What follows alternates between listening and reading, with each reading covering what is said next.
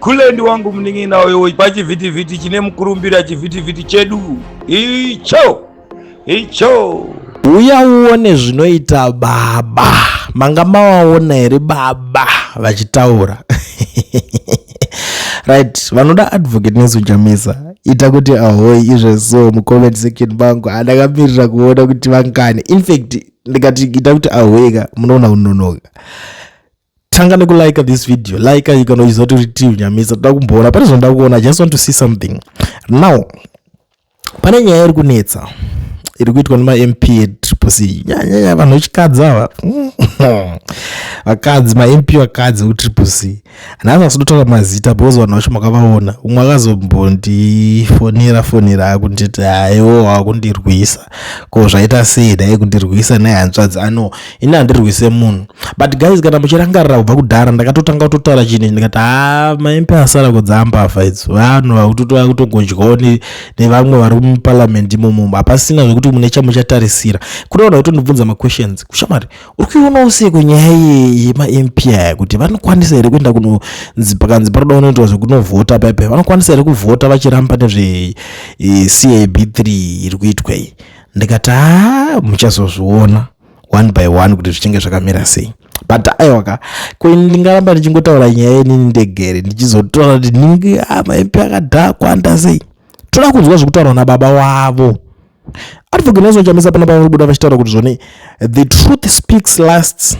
Sometimes clarity only comes after you step away.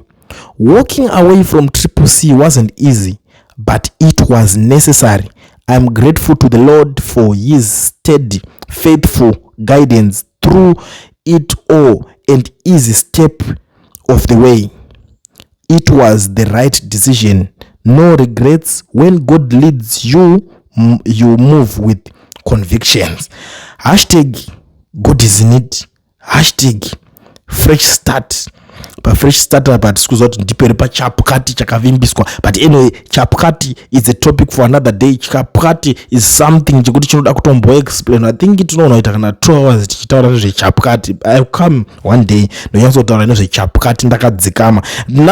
Asi nyaya iripo ikai akabudisa this statement in mushure mekunge uyu mukadzi uya abuda achiita zveshe zvaaita zveshe achiombera maoko mulanga kwa munogona zvamazoita izvi matigonera takuonai kuti musarudze nhume yenyu yasvika this and that. Inini handi-expect a member of parliament cheche yakavhoterwa navanhu vakapinda muparliament checho MP kuti akatopinda pacho achitotaura kuti achitopromisa vanhu mapromises ekuti this place is going to be a better place. And he may expect kuti auya achipemberera nyaya yebhoo. Yes, mabhoos ari kuitika but oneka ndozvo zvazvingorere ngotoita kutopemberera bhoo iroro amenameno mutauni ka at the end of the day mabhoos aya kaini ndotoziva achitoiswa mafarms cheteni kuti matowns mutonzi kwambiri kuiswa mabhoo.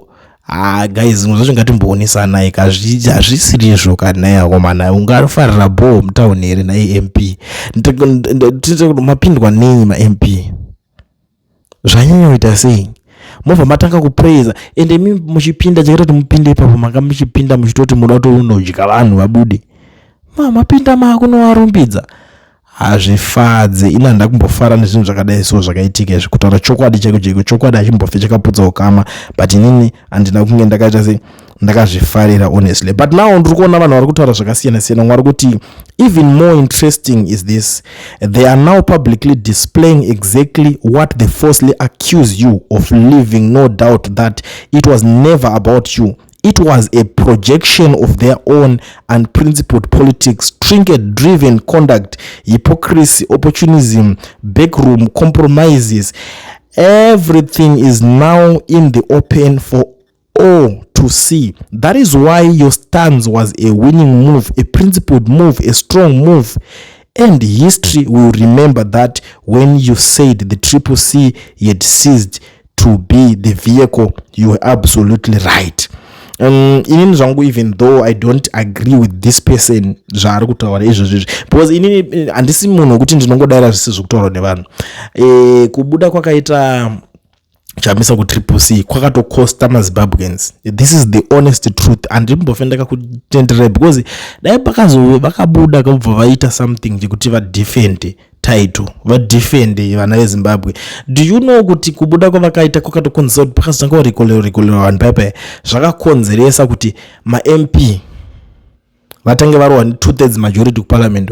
Dai pasina izvozvo, dai titi vanhu vasiri kutombovhunduka pachitaura kunzi toda kuzoita chakati, dai kusina zvese izvozvo. Pakatotanga vanhu vanashabangu kutorekola vanhu paipai vaifanira kurowa zvavakamboita mwana ngonzora chigore riya atanga kubata peni nepepa yake achiti ndakuda kungonzora vanhu kuti vabude, ndobva vabuda vanomudya, ndopakanogadzirwa triple C matangira yakaita paipai.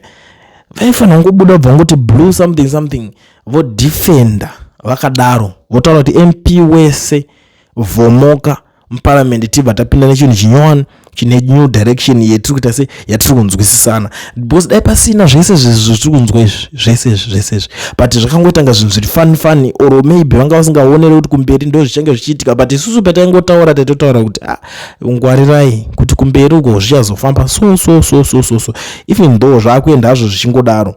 I don't think kuti this was a good idea honestly, handina kumbozvibvira ndakazvifarira honestly. And umwe ari kuti dear Chamisa, you did not walk away from the triple C, but also 1.2 million citizens who voted for you in 2013. What kind of a strategy is abandoning the people and observing Zvigananda mutilate the constitution while posting Bible verses?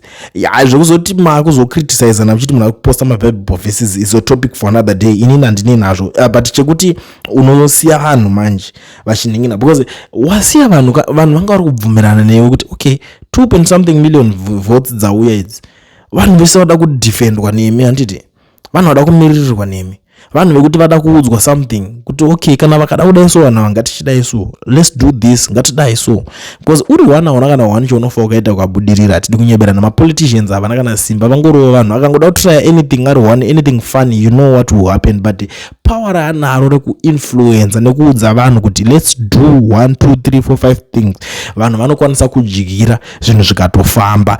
Power raanaro neinfluence akatokwanisa dai akakwanisa kutoudza vanhu. Handifungidzire kuti nekungwara kwavakaita crew rao rese vangatadza kuonera kuti nyaya yekunzi 2013 ndenge ndichipo yakatanga kudhara. Vaifanira kunzwisisa kuti saka chii chiri kuda kutaurika panapa, kugara vakarowa counter vakagadzirira, ndozvanga zvichiexpectwa nevanhu. Zvekutonga zvanetsa, but at least uchivhariroka ava kuti vasazoite madiro. Ndo advantage yemaruling iyoyi, yemaruling party nemaopposition. Cause inina honestly hazvina kundimekera sense. Zvakangofanana nekungoti mukadzi anenge angori one mba akashaya smalls anorelax. That's the same thing chakuitika. Kutomera mumidzi chaiko zvino zvichazodii, hapasina zvazvichabatsira. Kuti ngati kudii, right? Let me try to read this last one.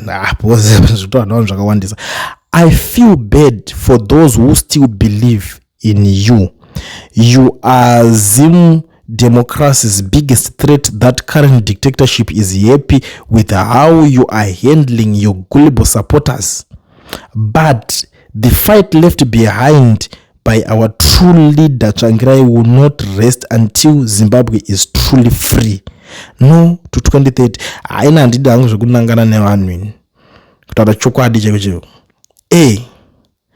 Because sometimes chatinoda kuti tionesane. Ndakaona problem yacho inemi vanhu kudhara, pakuti panhu pane pachida kugadzirisanwa paipai kuti ngationesane, ngataurirane kapanapa na leader we. Ona zvomwe zvokuita izvi zvodai amudi mune muchisumuka muchiti ukuda umutsurire chiwo umutsurire mnawo makusumuka hwano munoti Tsvangirai akazodai so akazovhura gap kuti zvizofamba yo akudai so inda uchitidaro yo. It's too late. It's too late guys. Chokwadi chacho chisingaputso-kama. It's now too late. But anyway, thank you so much guys for tuning in. Nyaya dzacho dzinonetsa zokuti tirambe takuti tizokuudzana kuti dai pakatobhaizika pakabhaizika yakadeuka kudhara. Now what is needed ichongoziva kuti kungobvunzana kuti mukuru muchiri nezano here, kana mune zano is this not the right time yekuti munge muchinotanga, ende mukuru muri kunzi makazodai makadai munodzonawo sei nyaya idzodzo. Tisusu tinosefa, tinongoti zvimwe zvacho hazvina chekuita nemaZimbabweans. chinenge chichidiwa kuti chiitike ndo chatinoti ngachiitike. Chinonzi zvinhu ngazvichinje, vanhu vanoda kuti life inake. Izvezvo mapetrol ari kungodhuriswa kunyika ikoko tinozodii?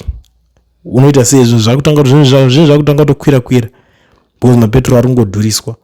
Saka pane pachitoda vanhu vanotomira kutoda kuti iwe petrol haifanira kusvika apa panewo chichiri kuzosvika apa, ende vanofanira kutoziva kuti why ichidhura kusvika ipapo, kwete kungogara nezvima questions zvisina direction.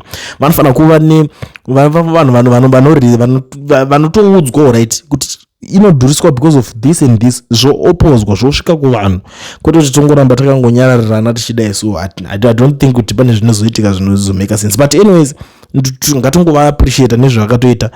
Sekutaura kwandogara ndakazviita kuti akomana takungogarira vana, no more going back. Hakuna anodzokera kumashure. Wakatotanga unotonzi wakatojoina zvigure ndo yacho iyoyo kutonziwa kuna zvesezvo. Ende vanhu vaifanira kutoramba pakati ndauda kusiya, vanhu vaifanira kuti apana chamukusiya zvenyu, munyarare nyaya dzekusiya idzi, dai matotanga kuti dai so izvezvo. Because these guys ukatarisa panotanga chimunhu akuti ndauda kuvhura an opposition something, ndauda unodai so, isi nyaya yekuti iye ndiye ane zano rekuvhura, anotoona pfungwa dzine vanhu obva ngoti ndiri pano, uyai mungondisapota ndinokwanisa kukumirira zvinhu zvamuri kuda kumberi ikoko. Ndo nyaya dzinongoti nowanzoitika kazhinji kacho. But nyaya dzacho izvezvi tingatodziswerera tikatozonikirana tiri panapa. But ndoda kungokutendai nekubatikira sekutaura kwandazviita, ndichibva ndashandisa mukana unoyu kuzivisa maZimbabweans ese vari munyika yeSouth Africa ine vari kuda kuregistirwa macompanies nekuvhurirwa maFNB business account vasina mawork permits kana mastudy permits. Flyer ramuri kuona iro icompany inonzi Education Research ndiyo inoita basa iroro, inotungamirirwa nevanonzi Mukoma Owen. Namba dzavo ndidzo dziri ipapo, munobata management team yavo ipapo, kana kuti ivo vanokwanisa kungokudayirai futi at any given time moregisterwa macompanies, motoitawo zvinhu zvenyu zvinofamba. Thank you.